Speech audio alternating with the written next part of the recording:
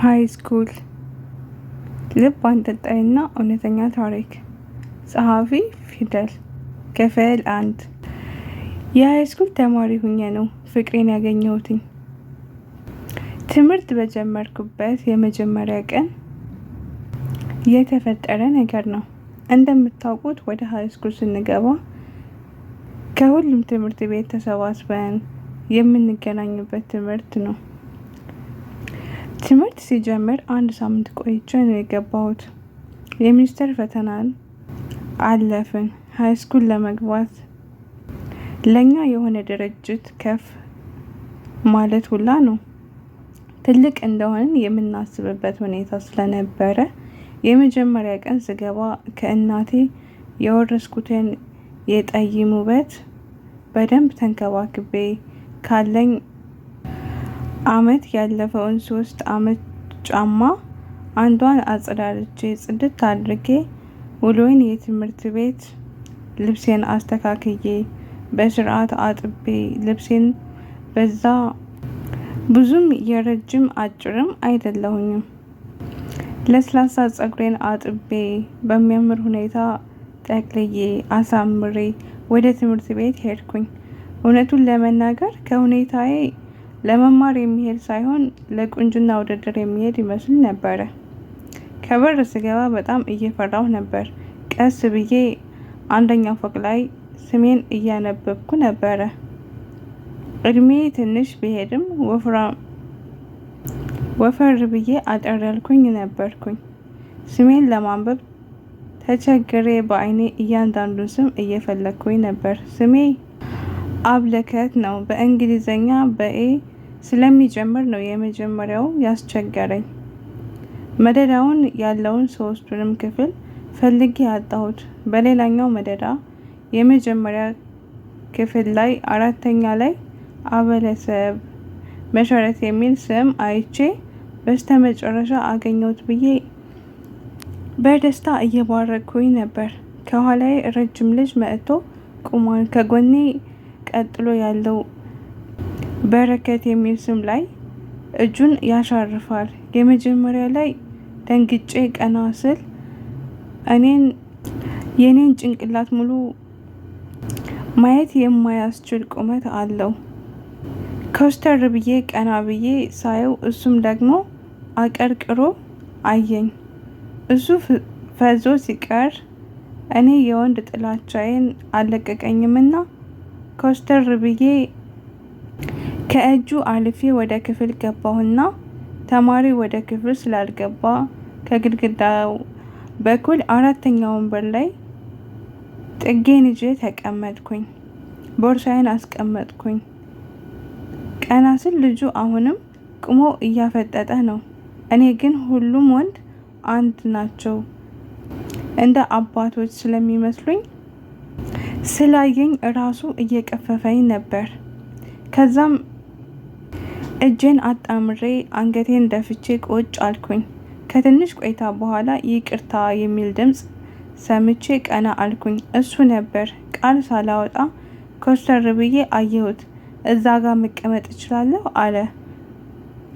ወደ ተቀመጥኩበት ወንበር እያጠቆመ ድምፄን እንዳይሰማኝ የፈለኩ ይመስል አንገቴን እያንቀሳቀስኩኝ እንደማይቻል ነገርኩት። ሌላ ትርፍ ቃል አላወጣም። ከፊት ለፊቴ ተቀመጠ። የሚገርመው የዛንም ብዙ ተማሪ አልገቡም ነበር። አብዛኞቹ ይተዋወቃሉ። እኔ መመዝገቢያ አጥቼ አርፍጄ ስለተመዘገብኩኝ ከማቃቸው ተነጥያለሁኝ። እዛው ቁጭ ብዬ ሴቶች እንዳለ እየመጡ እየተሯሯጡ ሰላም ይሉታል፣ ያቅፉታል፣ ናፍቆታቸውን ይገላለጻሉ። እሱም ሳይበዛ ቆጠብ ያለ ፈገግታ ይለግሳቸዋል። ከተቀመጥኩበት ሳልነሳ የትምህርት ቀኔን ጨረስኩኝ። ወደ ቤት ተመለስኩኝ። ተጣጥቤ ቁርስን፣ ምሳ፣ መቅሰሴን አንድ ላይ ከበላው በኋላ እናቴ እስከምትመጣ እንጀራውን አቦክቼ ቤት አጽዳድቼ ሽሮዬን አንተክትኬ ቡናዬን አፍልቼ ጠበኳትኝ። ምሽቱን ጭስ ላይ ስለነበርኩኝ ጧት በጧት ተነስቼ ገላዬን ተጣጥቤ እንደ ሁሌው ጽድት ብዬ ነው የሚሄደው። በቀጣይ ቀን ክፍል ስገባ የኔ ቦታ ላይ ተቀምጦ ጠበቀኝ። አሁንም ምንም አልተናገርኩም። በዝምታ እኔ የሱ ቦታ ላይ ተቀመጥኩኝ። በአንደኛው ክፍለ ጊዜ አንድ አዲስ አስተማሪ መጣ። ራሱን ካስተዋወቀን በኋላ እኛም ራሳችንን እንድናስተዋውቀው ጋበዝን። ከዛኛው መደዳ ጀምሮ ሁሉም ተናገሩ። እሱም ተነስቶ ብሩክ ተስፋዬ እባላለሁ ብሎ ተቀመጠ። እንደ ሰውነቱ አይደለም፣ ድምፁ በጣም ወፍራም ነው። አስተማሪው እጁን ወደ እኔ እያጠቆመ እሺ ሲል እንደ መባነን ብዬ እኔ አበለሰት መሰረት እባላለሁ አልኩት ቀስ ባለ ድምፅ። አስተማሪው እንደ መደንገጥ ያለ ፊት አሳየኝና መሰረት የአባትሽ ስም ነው አለኝ። ለሱም መመለስ አልፈለኩም። ለእናንተ ግን ትንሽ ላጫውታችሁ። እኔ የተወለድኩት እዚህ አዲስ አበባ ውስጥ ነው። አባቴ ስሙ ፈለቀ ይባላል። እናቴ ውብ ሴት ናትኝ። በዛም ምክንያት ወንዶች አግቢኝ እያሉ ስለሚያስቸግሯትኝ ለመገላገል ብላ በሚመስል መልኩ የማይመጥናትን ሰው አግብታ አረፈችው። አባቴን አይቼው የማውቀው በህይወቴ 2 ጊዜ ብቻ ነው። እናቴ እንደነገረችን ከሆነ ካገባሁት ጀምሮ ሲያንገላታትና ሲያሰቃያት እንደነበረ አውቃለሁ። በእጅ ላይ ያለው ወርቅ አይደለም የሚባለው። ከዛ ግን እኔን ከጸነሰች በኋላ ብዙም ሲያሰቃያት ቆይቶ በ4ኛው ወር ጥሏት ጠፋ። ከዛም ተመልሶ ሳይመጣ ቀረ። እኔን በድህነት ውስጥ ወልዳ እያሳደገችኝ እያለ እኔ 3 ዓመቴ አካባቢ ሊሆን ሌላ ወንድ አበድኩልሽ ሞትኩልሽ አይነት ጨዋታ ተጫውቶ እሷን አሳምኖ ቤቷ እንደገባ ሰምቻለሁ። እናቴ ግን እኔ ያለ አባት እንዳድግ ስለማትፈልግ እንጂ ፍላጎት እንዳልነበራት ነግራኛለች። ከዛ ግን ከ3 ዓመት እስከ 8 ዓመቴ አካባቢ ድረስ ሁሌ የእንጀራ አባቴን ጭቅጭቅና እናቴ ስትደበደብ እያየሁ ነው ያደግኩትኝ።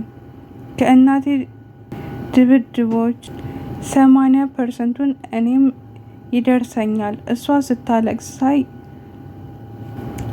እምም ነው የሚያደርገኝ። የዛኔም ምንም እንደማላመጣ እያወኩኝ ራሱ በዛች ባልጠነከረች እጄ እሷን እንዳትነካትኝ እሷን እንድትለቃት እየነገርኩ ነው በእጄ እመታው ነበር። ከዛ እሷን ትቶ ወደ እኔ ሲመጣ እሷ አረፈች ማለት አይደል? ቤት ውስጥ ከማየው ሰፈር ውስጥም ከማየው ዋነኝነት ደግሞ በእንጀራ አባቴ ምክንያት ወንድ የሚባል አስጠልቶኛል። በቃ ከልጅነት ጀምሮ የማየው ነገር አይምሮዬ ላይ ስለተቀረጸ ወንዶችን እንዳለ የሳልኳቸው በእንጀራ አባቴ አይንና ግብር ነው ማለት በቃ ወንድ ለኔ ሁሉም እንደ መጀመሪያው አባቴ አሰቃይቶ ጥሎ የሚሄድ እንደ ሁለተኛው አባቴ ደብዳቤ፣ ለሴት ክብር የሌለው ቂመኛ፣ ውሸታም፣ ሰካራም አድርጌ ነው የምወስዳቸው። ህይወታችንን እያበላሸ እየኖረ እያለ ነበር ላይመለስ አንዴም ከሌላት እናቴ ያጠራቀመችውን ብር ይዞ ላይመለስ ሄደ። ትምህርት እንድማር ስለማይፈቅድልኝ ገና እሱ ሲሄድልኝ በ8 ዓመቴ ነበረ 1ኛ ክፍል ቀጥታ ለመመዝገብ የሄድኩትኝ። እዛ ስደርስ አበለከት መስፍን ብላ ልታስመዘግበኝ ስትል አልቅሼ አበለሰት መሰረት እንዲሆን አስገደድኳት። መሰረት ማለት የእናቴ ስም ነው። በነገራችን ላይ በዚህ አጋጣሚ የምላችሁ ነገር በቻላችሁት መጠን የእንጀራ አባት ልጆቻችሁ ላይ አታምጡ። ጥሩ ሊሆን ይችላል፣ ነገር ግን ከ100% ነው እና እላችኋለሁኝ። የዛኔም አስተማሪው እና ክፍል ውስጥ ያሉት ወንዶች ራሱ በቃ ጤነኛም አይመስሉኝም። የዛኔም ለአስተማሪው አዎ የሚል አጭር መልስ መልሼ ቁጭ አልኩኝ። በተመሳሳይ ሁኔታ መማራችን ቀጠለ።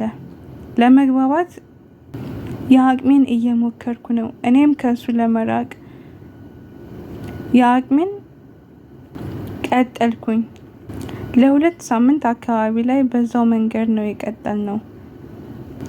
በምንም ተአምር አላወራውም። እናቴ እንጀራ እየጋገረችና ቤት ለቤት የምታውቃቸው ሀብታሞች ሰዎች ጋር ልብስ በማጠብ ነው ስራዋ እና እኔንም ችግር ብልሃት አስተምሮኛልና የተጠቀምኩት ብልሃት ቅልጥፍና ባለሙያ መሆን ስለሆነ ራሴ እያቦካው ራሴ እየጋገርኩኝ አዘጋጅላታለሁ።